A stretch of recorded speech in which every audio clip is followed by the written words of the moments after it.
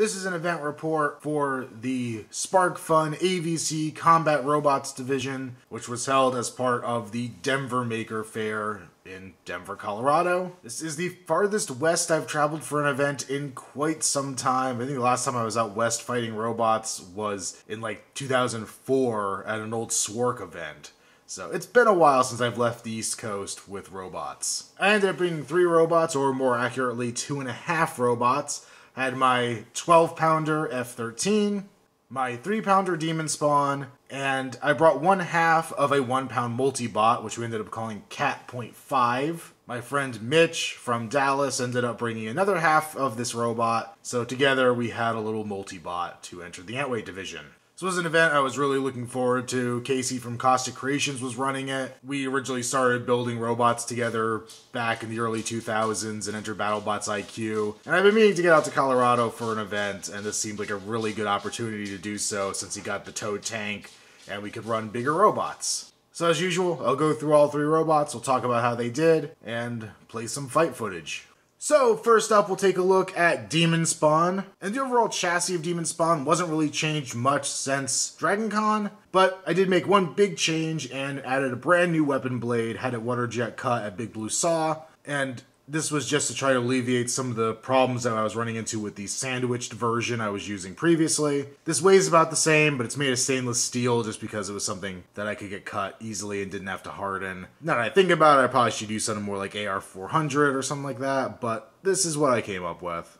So Demon Spawn ended up having a bye round 1, and then went on to its first fight against Egg Salted, which is a very similarly designed robot, a wedge-fed vertical spinner. And sadly, this fight didn't last long. Egg Salted got in one good hit, flipped me on my back, and while I was kind of tucked in the corner with the blade spinning, came back in, hit me right on the top armor, and completely shattered my Lexan upper shell. This led to my battery being thrown out, and per the rules of the competition, once that happens, it's game over. So that was a very quick, brutal loss for Demon Spawn. And being stupid, I didn't bring any spare Lexan or a spare lid, so I ended up taking these flip-flops, very Florida-themed Walmart discount flip-flops, and making some pseudo top armor for it. I was no longer invertible with that armor on it, but I had something at least protecting the guts of the robot. After that, I had yet another freebie. Doomforge ended up forfeiting, so Demon Spawn got to move ahead and go up against Fubar. Fubar is a very wide robot with kind of an edger type blade in the middle of it. And at the beginning of that fight, Demon Spawn was not doing too hot. He came in and got some pretty good hits on Demon Spawn, managed to make some very nice slices in the Lexan front armor, and took some nice chunks out of the UHMW on the side. The blade seemed pretty sharp. I was making some very, very clean cuts in the robot. But eventually, after smashing my face into his robot a few times, I ended up getting his weapon off, and then hit him a couple more times on the underside, where apparently the weapon had also served as their armor, because I managed to go right into their battery, causing a beautiful, beautiful plume of lipo smoke. And I was very happy to go back and review my GoPro footage and see that I caught Casey running through the aisles with a fire extinguisher and dumping CO2 into that arena to put out the fire.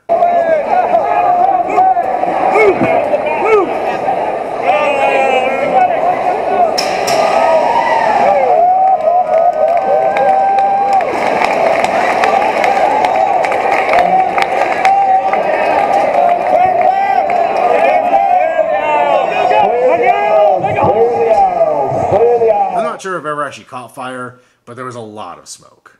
And as I mentioned from that fight, you can see there are some scratches here in the front Lexan. Almost looks like a tiger claw went into the front of the robot. The front panels were actually removed during the course of the fight, both the Lexan and the titanium I had underneath it. And then we got some good little scratches here on the side. But fortunately, this UHMW has held up to some horizontal spinners very, very well over its fights. So it continues to be the armor of choice for this robot for me. Next up, I was up against Oreo Typhoon, which was a 4-wheel drive kind of drumette spinner, a very narrow drum, probably no wider than the old disc on Demon Spawn. And this battle was kind of anticlimactic. We went head to head. At one point, I did manage to get a good hit in on him and send him flying, but he got back on his feet, and then we just kept going head to head, and the weapons just kind of were grinding against each other. I was never really able to get onto the side. I was having some issues driving Demon Spawn. I wasn't really wanting to go forward with any speed, and turning was kind of an issue as well. So we just ended up going face to face for the entire fight and not really accomplishing a whole lot. In the end, I got the win by judge's decision, mostly I think because of that one good hit early on. After the fight, I noticed that there was actually bits of UHMW melted onto the teeth of the disc. So I may have actually just been spinning so fast that I wasn't able to get a good grip on him, and I was just kind of grinding away at the UHMW of his robot. Next up, yet another forfeit for Demon Spawn. I was supposed to go up against Icky Mouse, and that didn't happen either. I believe the builder had several robots in, and just couldn't get that one fixed in time to move forward. So then I moved on to fight Animus, which I think was by the same builder, which has kind of a weird horizontal drum spinner. A very unique design, not something I'd ever seen anybody else do. And that fight did not last long either. By this point, I had actually taken the titanium front armor off of Demon Spawn, realizing that that was the reason I couldn't drive forward, so I just had the Lexan wedges in the front. And going head-to-head with Animus, he managed to flip me over pretty quickly. And then, I believe a second hit, he actually ripped off my top armor and sent my battery flying out of the robot. Once again, because the battery was out, the fight got called. I believe I lost a wheel also in the course of that fight. I think this wheel just kind of plopped off at some point. From what I could tell, that hit didn't do a whole lot of damage, but I did notice the end caps of both of my motors are now basically coming off, so I'm going to have to replace the 2 drive motors on this bot. But nothing else seems to be damaged. Everything else looks like it's in okay shape, so that's a good thing at least. Drive motors are a pretty easy swap out. Because of the state Demon Spawn was in, I decided not to do the Beetleweight Rumble, so that ended up being it for Demon Spawn. Couple okay wins, and I think the new blade works pretty well. I think if I'd actually known that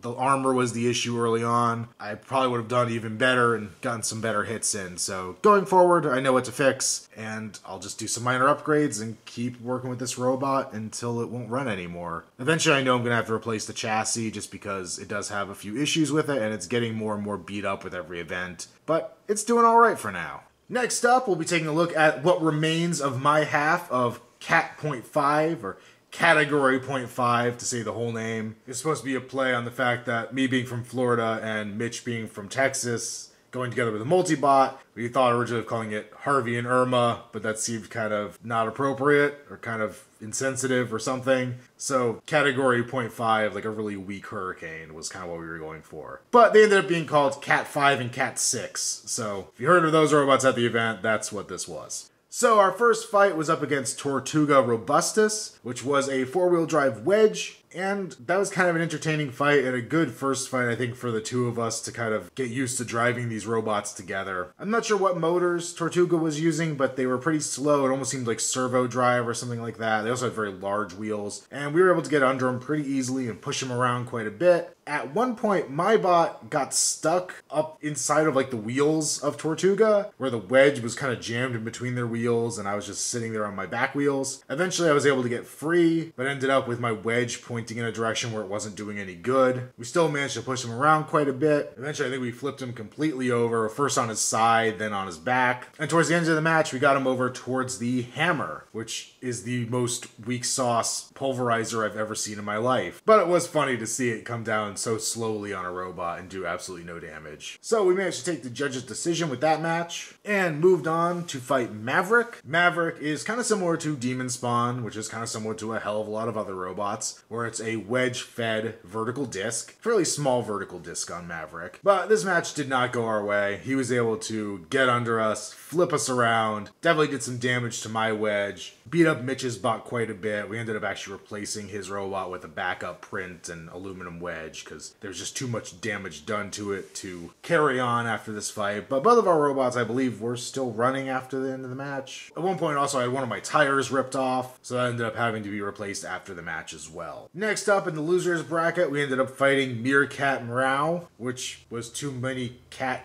named robots for one box, I think. And that fight ended up being pretty close, in my opinion at least. We went head to head a lot. Mitch and I were having trouble where we kept hitting each other rather than the robot we were trying to go against. But he was able to push us around some. We were able to get under him and pin him against the wall a few times. To be honest, I thought we'd won at the end of the match, but the judges saw it differently, so we lost that one, and Cat Point 5 was out of the tournament. We did, however, get to participate in the most ridiculous, stupid Rumble I think I've ever been a part of, which is awesome. Rather than doing the Rumble in the Antweight arena, Sparkfun actually had 3 separate arenas, one for Antweights, one for Beetle weights, and one for the 12s and 30s. Casey decided we should just put all the robots in the large arena, which by this point had some very unlevel floors, thanks not only to the 12s and 30s, but also thanks to Poison Arrow after a demo it did. And since our robots were half a pound apiece, we were kind of debating what we could do to beef them up a little bit to make weight to go against the other Antweights in the Rumble, since we didn't have to still be a multi-bot for that. And the answer came to us in the form of goodies from the Worth Electronics swag bag. One of the things they included was this little flashlight, which is also a multi-tool. Pull out different little implements off the side and have them pointing out the back end. So basically what I did was I took one of those,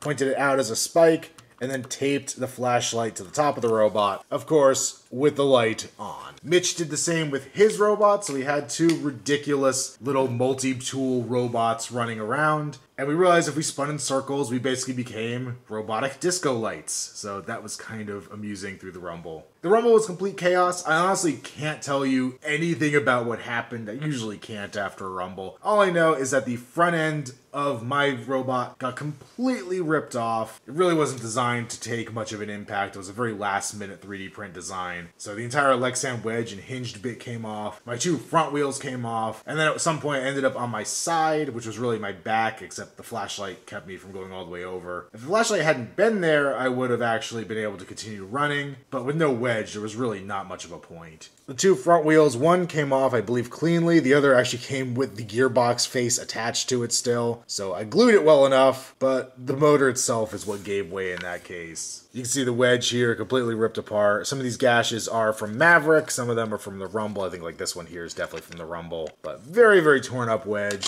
And then here's the front of the robot. You can see inside at the 2 gear motors that have been ripped apart. And then it's missing the hinge pieces that would come off the front here to hold on the wedge. But the back wheels are there. It still drives. It still pretty much works. It's just a very battered and bruised chassis at this point. Looking at my video of the Rumble, I think it's a little lackluster because it is such a large arena and such little robots. But if you want to check out a very, very cool video of the Rumble, go check out Team Small Robots. I'll link their video in the description. He actually put a GoPro on his Antweight and made for a very, very awesome video of this Rumble. So definitely go check that out. And last but not least, we'll take a look at F13. F13, frame-wise, component-wise, is mostly the same as it was back at Florida SuperCon. I undid the changes I made for DragonCon, but the big difference is I switched over to a 5-cell LiPo battery as opposed to the old drill batteries. After I made the battery box and everything, I ended up not really saving a whole lot of weight with that, but it does give it quite a bit more power when it's driving around. I definitely don't see the power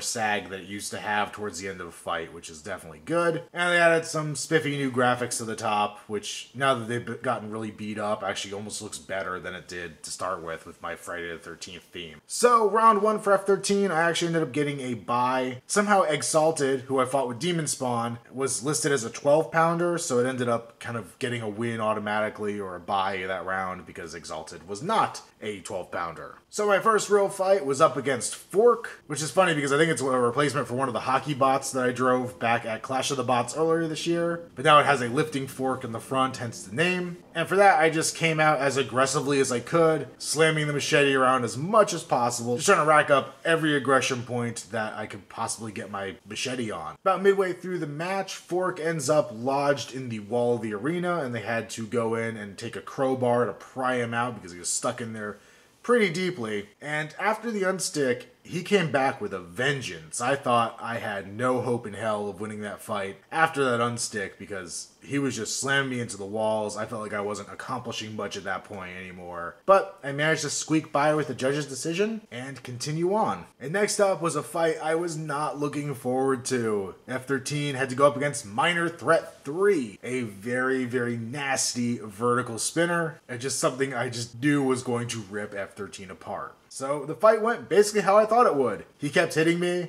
tossing me up in the air. He hit one of my wheels, which absolutely shattered. I actually ended up giving him the wheel as a trophy after the fight. He hit my other wheel and did some damage, but it was still able to be on the robot and still function. And eventually, at some point, he got himself towards the corner and stopped moving. I think it was just his drive. His weapon was still going strong. I thought maybe he was hung up on a seam, and I tried to get him out of there because I really didn't want to win that way if he was still functioning. I actually stuck the machete right into his blade and let him grind on it for a little bit as well. But at some point, I also lost the ability to drive. I only had one wheel, and that one motor, I think, became unplugged from the ESC. So he stopped moving first, and I took that fight somehow by a knockout or a TKO or whatever you want to call it. But the damage after that match was pretty severe. This right here is the better of the two wheels. This is the wheel that was still attached to the robot. You can see there's a hole directly through it where there should not be a hole in the wheel. And there's just cracks throughout it, chunks taken out of the rubber, just a complete mess of a wheel. The other one I'll post a picture of as well. Like I said, even worse shape. The entire bore had cracked out and just completely fallen off the robot with the hub intact. The other thing Minor Threat Man should do was to basically machine a perfectly clean channel through the very front of F-13. Cut through the base plate, and it cut straight up, and you can basically just see the path his blade followed as it went through the robot. That is ridiculously nasty. This is 1/2 inch thick UHMW, 1/4 inch here on the bottom, and you could actually see my battery box right behind it. So he made it all the way through 1/2 inch UHMW and came very close to giving me a very bad day. And I believe these marks right here are from where he hit the machete. So he did a little bit of damage to that bit as well. Now, my assumption after the match is that something had just gone wrong internally, something had come loose, and that was what caused me to win. Just dumb luck. Afterwards, I was actually shown that it looks like the machete managed to hit Minor Threat in a vulnerable spot and actually cut a wire, which is what led to the win. So basically, the scratches there, and then in there. He might have done this, and then in there, yeah, and that basically pulled the run.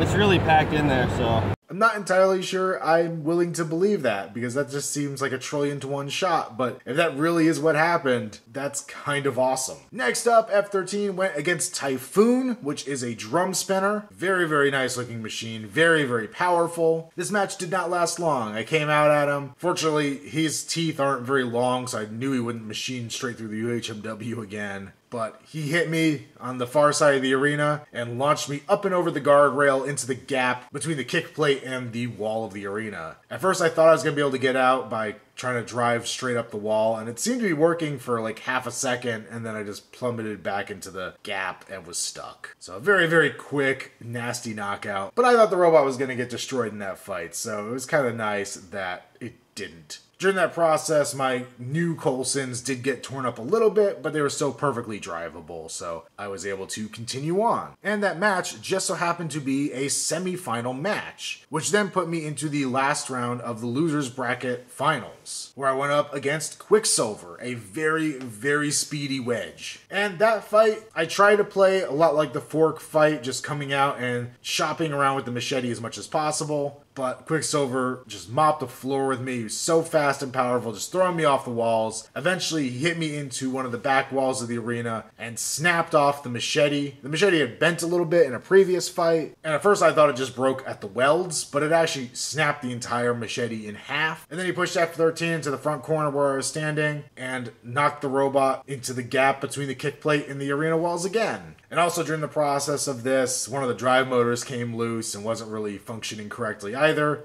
So F-13 was hurting quite a bit by the time this fight ended. And I'm kind of glad it ended where it did, because going against Typhoon again, if I'd made it to the finals, would have been really bad, I think. But still, a 3rd place win for F-13, I cannot complain about that. So that is it for my Sparkfun AVC robot fighting adventure, at least from the combat side. I have a bunch of additional footage randomly from Casa Bonita from Saturday night. So I don't know if I'll include any of that in here, but that was a hell of an experience as well. I don't want to.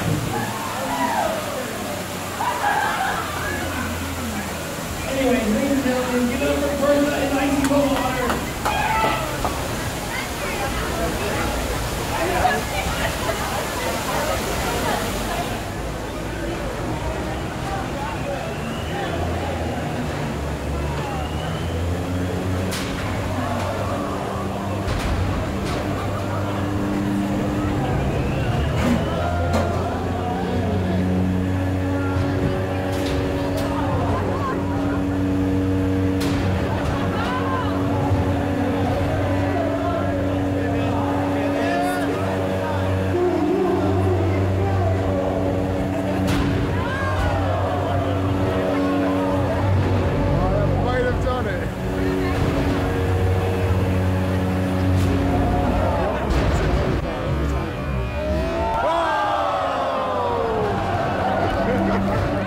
I'm very happy with how all 3 of these robots did, to be quite honest. Cat Point 5, I never really had high hopes for. It's a multi-bot, traditionally not exactly a robot that does very well, but it got one little win in, and it did well in its 3rd fight. So overall, I'm proud of it. Plus, it was a great chance to go fight robots with one of my good friends from high school. Mitch and I had competed in BattleBots IQ along with Casey back all those years ago. So it's really cool to have the old school Team Cerberus all together again and able to fight robots together, or at least do robot stuff together. Demon Spawn, I think, proved that there are some tweaks to be made, but still a design I really enjoy, one I'm going to keep moving forward with until it's no longer practical to keep moving forward with it. NF13, somehow placing much higher in an event than I ever anticipated to be able to do. And even if this robot wasn't successful, I think I'd keep it around for a bit longer anyway, because it's so much fun to drive.